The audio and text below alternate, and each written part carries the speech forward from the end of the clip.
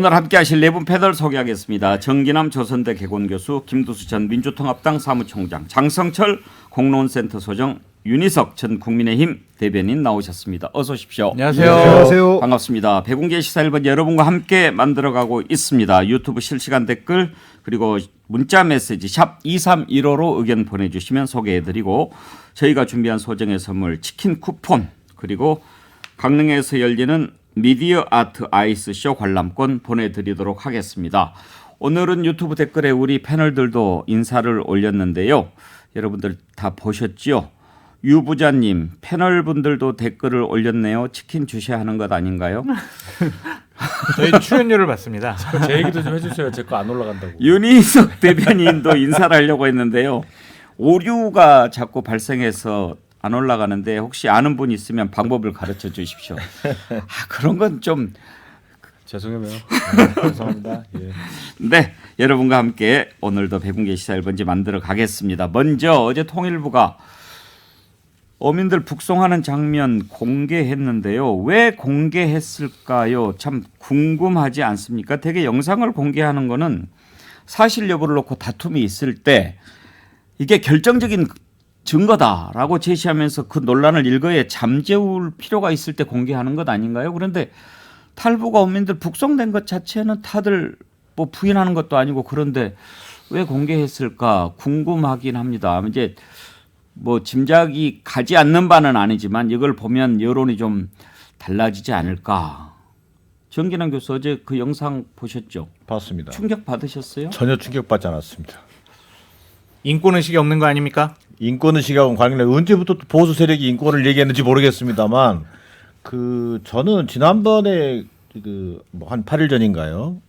통일부가 10장의 사진 정도를 공개했을 때도 마찬가지였습니다만 사형장에 끌려가는 사형수도 털썩 주저앉게 돼 있어요.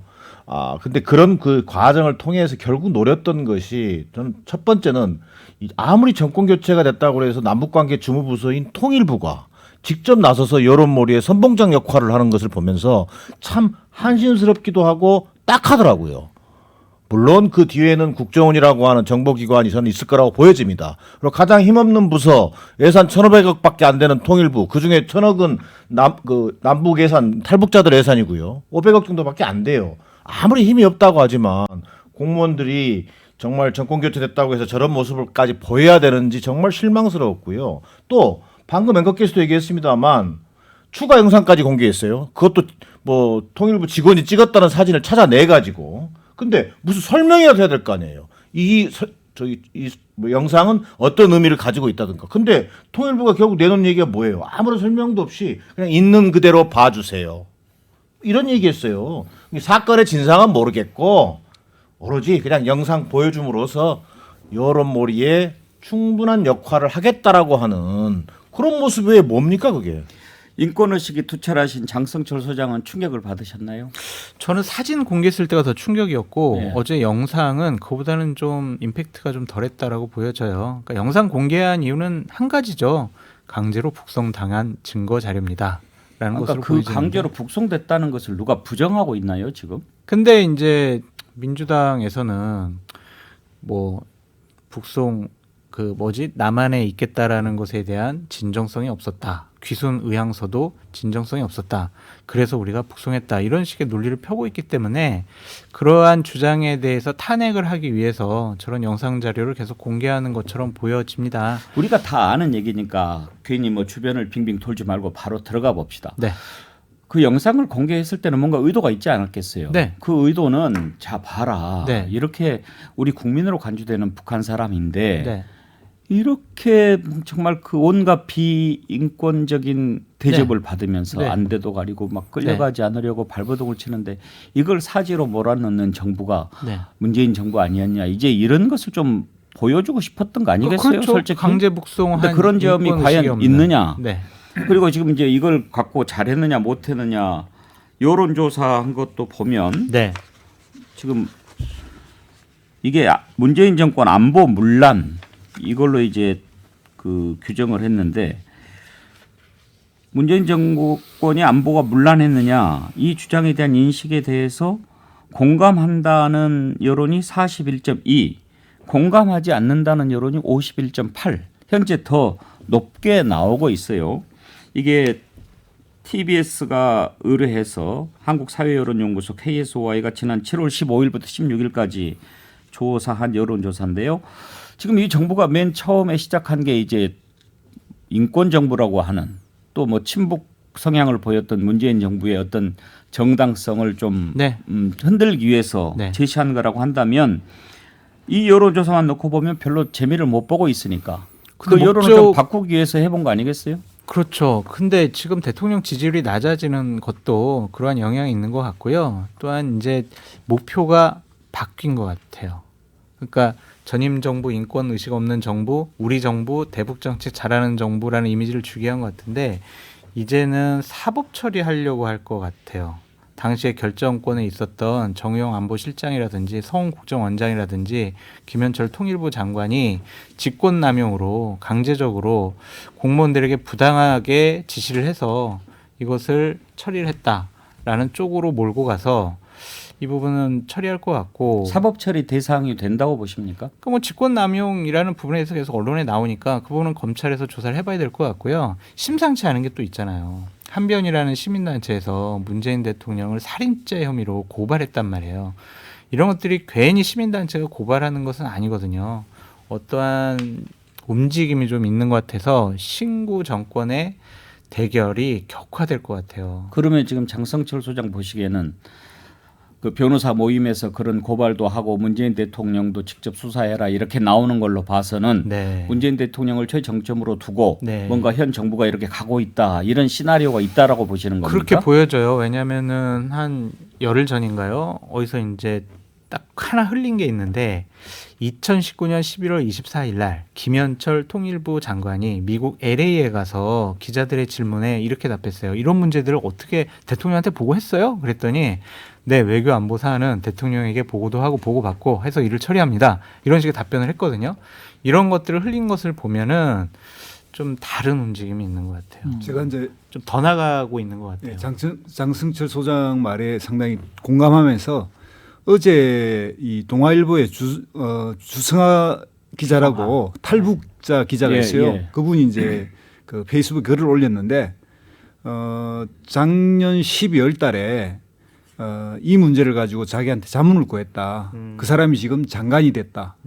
그렇게 얘기하면서 이 문제를 정면으로 선거의 재료로 쓰려고 했다. 그래서 자기가 두 가지를 반대했다. 그러면 권영세 장관 얘기하는 거네요. 그럴 것 같습니다. 뭐 보나마나. 그런데 그래서 뭐냐면 이거는 인권 문제로 접근하는 거에서 남한 그 이 유권자한테 호소력이 없다. 두 번째, 저 사람들이 16명 살인자라고 하는 증거는 너무나 차고 넘칠 거다. 이미 조서가 다 있고 CCTV가 다 있고 해서 당신들이 제기를 하면 오히려 불리해질 거다. 이렇게 이야기했더니 이제 와서 이 문제를 터뜨리네. 이제 이런 글이 올라왔어요. 그러니까 이건 뭔 이야기냐면 오래전부터 이 문제에 대해서 기획 또는 준비했다는 이야기예요. 결국 이게 본인이 장관 되니까 이걸 터뜨리는 건데 아까 말씀하신 영상 문제도 영상이 사진보다 충격적이려면 딱 하나입니다. 소리가 들어가야 되고요.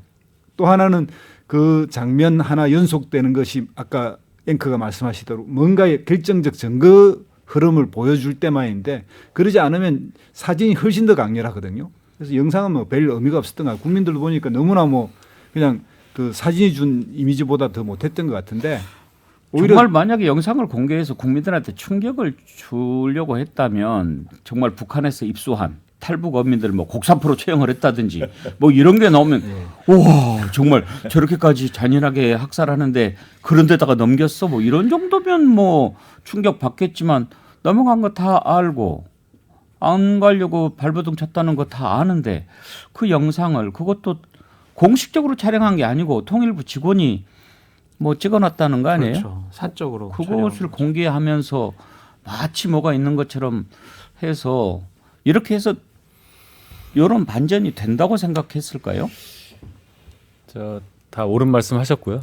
제가 드릴 수 있는 말씀은 뭐냐면 이걸로 여론을 지금 지지율도 하락세고 이런 상황을 뒤집기 위한 어떤 방편으로 썼다고는 저는 생각하지 않습니다. 예, 제가 봐도 이걸 가지고 문재인 정권 때린다고 해서 지지율 올라가는 거 아니라는 건 저도 아는데 대통령실에서 모르겠습니까? 그거보다는 아까 말씀하신 대로 아주 이거는 전부터 문제의식을 갖고 보던 사안이라고 저는 봅니다. 그 서해 공무원 사건도 마찬가지고요. 그 유족하고 윤석열 대통령이 그 후보 시절에서 상당히 그 소통이 많았거든요. 그러니까 그런 차원으로 봐야지 이거를 지지율이 많이 떨어지니까 이걸로 어떻게 안보 이슈로 해가지고 뭔가 국면을 전환하자 이건 아니었다는 거는 제가 말씀드릴 수 있습니다. 그러면 지지율 반전이나 회복을 노린 게 아니라고 한다면 지금 이 문제에 대해서 반대하고 또 지금 그럴 때냐 경제 민생 이런 거 너무 힘들다라는 여론이 더 높잖아요. 그럼에도 불구하고 여기에 매달리는 이유가 뭘까요? 매달린다기보다는 짚고 넘어가야 될 문제라는 문제의식은 강하게 갖고 있다고 봐야 되는 거죠. 짚고 넘어가는 수준 이상인 것 같지 않아요? 왜냐하면 대통령실에 홍보수석이 나서고 대통령이 아침에 다른 질문을 안 받으면서 그 부분에 대해서 얘기하고 통일부에서 그 말이 있은 뒤에 곧바로 영상 공개하고 이런 움직임들이 정치를 잘하는 윤희석 대변인 보시기에 한번 해보자 이런 차원에서 이루어지는 거라고 생각하지 않습니까? 한번 해보자까지라기보다는 일단 이 법과 이 법조인 출신의 대통령이 갖고 있는 문제의식은 일반 정치인이 갖고 있는 문제의식과 다르다고 저는 생각을 해요. 누가 법조인입니까? 현직 대통령이 대통령이 법조인 출신 뭐 법조인 아닙니까? 출신. 이제 정치를 해야죠. 그러니까 출신이라고 제가 말씀을 예. 드렸잖아요. 그래서 집권 전부터 문제의식을 상당히 갖고 있었던 부분이다. 집권 후에 이것을 다시 보자고 하는 그런 생각이 당연히 발현이 됐을 거고 지금 이 상황에서 경제가 어렵고 여러 가지 상황이 어려운데 이거 할 거냐 지금 이럴 때냐라는 지적 저도 공감은 하지만 일단 이 문제 그냥 놓을 수 없다고 생각했을 겁니다. 그리고 또 한편으로 경제 관련해서 본인도 하고 뭐 이렇게 이제 가는 건데 여론에서 안 받아주는 것은 그것은 운명이죠. 운명? 근데 저는 뭐 전임 정권에서 잘못한 거 있으면은 당연히 조사해야 된다고 생각이 들어요. 검찰 조사해야 된다고 생각이 드는데 문제는 대통령실이 이 사건과 관련해서 직접 개입을 해서 수사에 가이드라인을 준다라는 이미지를 주는 건 정말 잘못됐다고 봐요. 대통령께서 2번이나 도어 스태핑 때 말씀을 하셨고 대변인이 저희 이제 코로나 때문에 서면 브리핑 할게요 하다가 바로 다음날 이 사건과 관련해서는 반인도 반인륜적인 범죄로 대면 브리핑을 했어요. 홍보수석도 얘기를 하고 이거는 대통령실이 이 사건과 관련해서 움직이고 있다라는 이미지를 국민들에게 주는 거거든요. 그건 옳지 못한 것 같아요. 대통령실이 움직이는 게 아니죠. 대통령이 움직이고 있는 거죠. 아니 제가 어떻게 대통령이 움직인다고 얘기합니까? 그 말은 정확하게 해줘야 한다는 거예요. 대면 브리핑 다시 시작한 건 제가 드릴 말씀이 좀 있는 게 애초에 대면 브리핑 안 한다라고 한 그 취지가 잘못 전달이 돼서 그래서 수정이 된 겁니다. 즉 경호실에서 먼저 얘기를 한 거예요. 코로나가 이렇게 되니까 대통령이 감염이 되면 어떡하냐. 그래서 한 건데 그 부분에 대한 설명이 거의 생략되다시피 하다 보니 도어스토핑 괜히 이거 해가지고 문제가 있으니까 안 하는 거 아니냐라는 오해를 사게 됐고 그래서 다시 시작하게 됐다. 요 말씀만 첨언합니다. 도어스태핑 문제가 아니라요. 저는 검찰 정권이라고 하는 정말 얘기하기 싫은 아까 뭐 윤희석 대변인은 이제 법조인 출신 대통령이라고 그랬지만 검찰 정권이 할 수 있는 것이 아무것도 없다라는 것을 지금 보여주고 있다고 봐요. 그게 다른 말로 하면 무능이에요. 자, 그러니까 할 수 있는 게 뭡니까? 제일 잘할 수 있는 게 수사예요, 수사. 큰일이에요. 그래서 국정원에 다 진영 갖춰놓고 검찰 조직 다 진영 갖춰놓고 수사 시작한 거예요. 다 이제 수사 시작하는데 자, 어느 날 갑자기 대통령 홍보석이 나타나가지고 검찰 조사 들어갈 테니까 협조해라 그러는데 지금 협조할 게 뭐가 있어요? 아무거 나온 것도 없어요. 무슨 명백한 위법 행위가 나왔다든지 수사 협조할 테니까 그러면 소환하세요. 그렇게 나는 얘기할 거라고 봐요. 당사자들이. 네. 그리고 결국은 친북몰이 뭐 이를테면 이게 결국은 아까 초장에 나오다가 다시 들어가 버렸습니다만 궁극의 타깃이 누굽니까? 결국 문재인 대통령이잖아요. 그건 이건 다시 말하면 정치 보복의 악순환으로 가는 거예요. 자, 지지율은 떨어져. 회복할 방법은 없어. 하니까 잘할 수 있는 사정 수사로 가겠다는 것 외에는 저는 설명이 안 된다고 그건 봐요. 아니라고요. 물론 정체성 얘기하고 싶겠죠. 그건 아니라고요. 장성철 소장은 이렇게 발언할 때는 보수 패널 같은데 취임사 들 때는 꼭 보수 패널 아닌 것 같아요. 위험한 분인데. 제 정체성을 잘 모르겠습니다. 저기 이 야당 쪽 패널은 이렇게 뭐 비판적일 수밖에 없으니까 한번 윤희석 대변인하고 장성철 소장한테 여쭤볼게요. 어찌됐든 정책이라고 하는 게 우선순위가 있지 않겠습니까? 그러면 이 정부는 뭐를 보고 간다. 뭐 자꾸 국민 하는데 국민이 뭘 원하는지 그걸 보고 꼭 거기에 따라가야 되는 것은 아니지만 아무튼 뭔가 좀 내걸어야 되는 게 있지 않습니까? 그러면 지금 뭐 민생이다. 뭐 말로는 민생이라고 하는데 지금 보여지는 부분들 자꾸 전 정부에 대한 잘못된 부분을 좀 파헤치는 것 이런 부분들에 좀 집중하는 것처럼 보이는데 우리도 이렇게 방송 진행하면서 댓글 올라오는 거 보면은 그런 의견이 가장 많이 올라옵니다. 지금이 그럴 때입니까?라고 하는데 모르겠어요. 지금 이 부분을 자꾸 이제 문제 삼아서 우리 윤석열 정부가 추진하는 대북 정책은 그 기조가 아니다라는 것을 보여주기 위한 차원에서 하는 것인지 그게 아니고 그냥 전 정부를 좀 혼내기 위해서 하는 것인지 이게 헷갈린단 말이에요. 그랬을 때 뭔가 좀 그런 것을 정무적으로 컨트롤을 해야 되는데 그 기능이 작동하고 있다고 보시는지 한번 여쭤보고 싶어요. 아유, 제가 여기서 무슨 얘기하면 들으시는 분이 오해하실 수도 있는데 그냥 객관적으로 제가 말씀을 드리면 정무 기능이 그렇게 원활하게 작동되고 있다고 볼 수 없습니다. 그게 작동이 된다면 지금 언론에서 말씀하시는 거 그리고 지금 진행자께서 말씀하시는 그 부분에 대한 우선순위 조정이 분명히 있었어야 하는 거고 이렇게 어려운 상황 제일 중요한 게 물가인데 물가에 대해서 대통령이 언급하는 거 물가가 올라서 문제다 이외에 다른 게 기억에 남지 않아요. 방법이 없다. 예, 방법이 없다. 그런 수사는 솔직히 얘기해서 최고 권력자가 지도자가 하실 말씀이 하면 아니죠. 안 되는 말이잖아요. 예. 이제 그런 거에 대한 대응이 없다. 여러 가지 뭐 김건희 여사 관련해서도 제가 지적은 했습니다마는 홍보에서도 뭔가 좀 잘 안 돌아가는 것 같고 정무도 잘 안 돌아가고 정책 역량도 지금 발현이 잘 안 되는 것 같고 오죽하면은 좀 정책 담당자가 라디오나 TV에 나가서 좀 설명을 하라는 얘기까지 당해서 하잖아요. 이런 상황이라면 적어도 대통령실의 기능은 지금 제대로 작동되지 않고 있다는 지적에 공감합니다. 대통령 비서실장 바꿔야죠. 정무 기능도 그렇고 지금 이제 비서실장 얘기하셨는데 메시지 관리하는 것도 이제 문제가 있다는 지적이 계속 되지 않았습니까?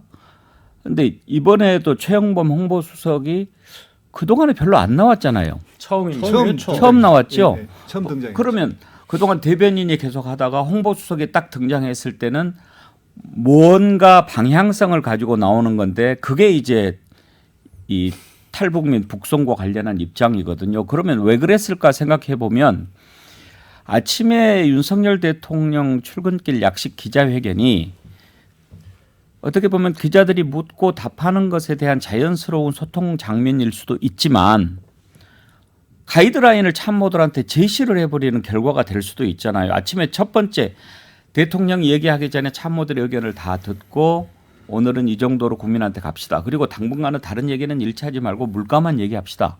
뭐 이렇게 한다든지 이렇게 해서 나와야 되는데 대통령이 어제 같은 경우에는 헌법과 법률에 위배됐으면 그거 따져봐야 된다. 인사 문제 또 다른 질문 없어요? 갑시다. 이렇게 해버리면 나는 오늘 앞으로 당분간은 탈북민 북송이 헌법과 법률에 위배됐는지만 들여다볼 거야. 이런 메시지를 보여주는 셈이 된 거 아니에요? 제가 진행을 하고 배공기 앵커님께서 패널을 하시면 더 잘하실 것 이쪽으로 같다. 오세요. 나 글로 가고 싶어. 너무 정확하게 잘 표현을 해주셨고 분석을 해주셔가지고 덧붙일 말이 없는데 저는 비서실장이 제대로 대통령을 보좌하지 못하고 있다고 생각이 들어요. 경제관료 출신 아닙니까? 비서실장 정도면 대통령께서 정치 경험이 없기 때문에 좀 노련하고 경륜 있고 정치력 있고 정무적인 판단이 있는 분이 했었어야 한다. 비서실장 선임부터가 좀 잘못됐다라고 말씀을 드리고 홍보수석, 그러니까 수석급 인사가 나와서 브리핑한다는 것은요. 대통령의 의지가 반영됐다고 볼 수밖에 없어요. 그렇죠? 대변인님. 맞습니다. 네. 그렇기 때문에 앵커께서 말씀해 주셨듯이 대통령의 관심사항은 이것이 주된 관심사다. 그래서 대통령실의 모든 역량이 이것에 집중된 있는 것처럼 인식이 호도가 될 수가 있다. 그것은 상당히 좀 우려스럽다. 저는 하여간 참모들이 잘못됐어요. 대통령이 말과 행동 약간 부적절하게 국민 눈높이 하지 못하면 참모들이 제대로 된 해명과 설명을 해줘야 되는데 법적으로 문제 없거든요. 저희 뭘 잘못했습니까? 문재인 정권 더 했거든요. 이런 식의 해명밖에 없어요. 이거는 참모들의 무능이 대통령을 더 어렵게 만들고 있다. 그래서 비서실장 바꿔야 한다라고 전 주장합니다. 박경선님 비서실장 장성철 추천. 에? 그런데 지금 제일 중요한 게 뭘까요? 경제 대책 아닌가요? 정부의 경제 위기 대책 평가에 관한 여론조사 아까 TBS가 의뢰해서 한 것 똑같은 내용입니다. 지금 잘하고 있다가 28.4예요. 못하고 있다가 66.3이고. 어때요? 장성철 소장 공론센터 소장이신데 지금 제1 문제가 뭘까요? 민생이죠. 경제고요. 국민들 상당히 어렵고 불안해합니다. 과연 이 정권이 나의 삶을 보살펴 줄 수 있는 실력이 있을까? 그래서 무능 프레임까지 지금 가고 있어요. 이렇게 되면은요. 대통령 지지율 더 떨어질 수밖에 없고 국정 운영 동력은 완전히 상실된다고 보여집니다. 그래서 어제부터 이제 당정 회의도 하고 대통령께서 민생 문제와 관련해서 언급을 좀 하시고 계시는데 늦었지만 이렇게 우리는 민생을 챙기고 있는 윤석열 정권이에요, 정부예요 라는 이미지를 국민한테 줄 수 있도록 이 북송 문제와 관련해서는 대통령실에서 직접적인 언급을 하지 마시고요. 경제, 민생, 물가 이런 대책 관련된 계속적인 발표를 해야 된다라고 말씀드립니다. 제가 한 가지 첨언을 하면 경제에 대해서 우려를 갖고 관심을 갖고 있는 건 확실합니다. 대통령이. 왜냐하면 변양균 정책실장 새로 고문으로 임명할 때도 공급 혁신 관련한 말씀을 하셨고 경제에 대한 관심이 많단 말이에요. 근데 지금 당장 급하잖아요. 사람들은. 그래서 옛날 MB 때 경제위기 때처럼 예를 들어서 환율 방어를 위해서 통화 수합을 뭐 어떻게 한다든지 이런 게 필요해요. 근데 통화 수합 얘기 나오면 그거는 직접 외환 시장에 개입하는 거 아니기 때문에 환율 내리는데 별로 효과가 없다라든지 뭐 이런 얘기들이 나온단 말이에요. 당장 뭘 하고 그때 왜 유가 많이 올라가지고 세금 빨리 내리고 이런 걸 막 했단 말이죠. 야전에서 막 하듯이 막 벙커 들어가서 하고 그런 거를 국민들이 봐야 좀 안심을 하고 경제는 기대인데 앞으로 어떻게 될 거란 예상에 따라 움직이는 건데 그러한 액션이 좀 부족하다는 지적을 아마 많이 들으셨을 겁니다. 그래서 좀 바뀌시고 있어요? 그런 조짐이 좀 보여요. 제가 이렇게 보니까. 예, 조금. 근데 문제는 이제 부족한 정도가 아니라 이게 미달이다. 자격이 미달이다. 이게 이제 문제인데 문제는 뭐냐면 본인이 그 정치도 초보고 이 국정 맡은 것도 이제 초보니까 정말 겸손하게 모든 걸 내려놓고 뭔가 듣는 자세 이런 게 있어야 되는데 본인이 일단 도스태핑도 이 말을 본인이 많이 하는 걸 즐기는 느낌, 그러니까 경청의 자세가 전혀 안 느끼는 거죠. 그리고 거기에서 정말 어려우면 그거에 대해서 이걸 자기의 아젠다를 가져간다라고 하는 신호를 계속 내야 되는데 말씀하신 대로 이 신호를 내야 되는 부분에서 시간을 다 놓치고 거기에 부인이 더 부각되고 이제 그러면 지금이라도 이 북풍몰이를 딱 반성하고 끊어야 되는데 그게 이제 그나마 이명박 대통령이 잘한 게 그때 당시 이제 쇠고기 문제가 났을 때 딱 본인이 성명 내고 그 110일만인가 이렇게 끊었잖아요. 지금 이제 70일 지났는데 지금이라도 이걸 끊으면서 넘어가야 되는데 그 자세가 아니라 오히려 이제 아까 말씀드린 대로 홍보수석이 나와가지고 더 키우니까 국민들이 이거 말이 안 되잖아요. 네. 자, 댓글로 보내주신 글들 소개 좀 하고 1부 마치겠습니다. 이은주님. 법조인 출신 대통령이지만 이제는 법조인 떼고 그냥 대통령입니다. 국민의 수장 대통령이라고요. 이선미님 언제까지 이걸로 국민을 속 터지게 할 건가요? 먹고 사는 얘기 좀 하자고요. 최예숙님 이제 윤 대통령이지 윤 검사가 아니잖아요. 검사들의 대통령이 아니라 온 국민의 대통령이 돼주세요. 네, 의견 보내주신 분들 감사합니다. 전하는 말씀 듣고 2부에서 이어가겠습니다.